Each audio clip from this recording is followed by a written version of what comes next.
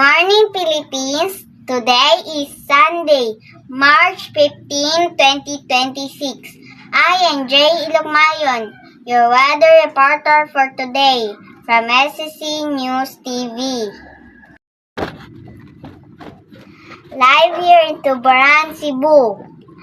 Our weather for today is partly sunny.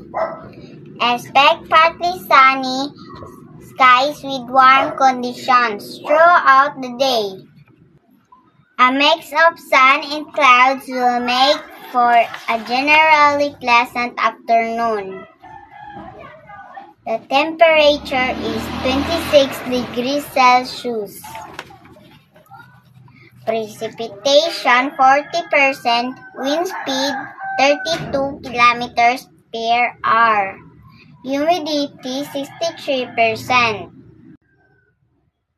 Don't forget to bring umbrellas, sunglasses, and hat. Apply sunscreen with SPF 50 even it is not fully sunny. Stay hydrated by drinking water throughout the day. Stay cool and keep the day smooth and easy. That is the latest weather update from Tuburan, Cebu.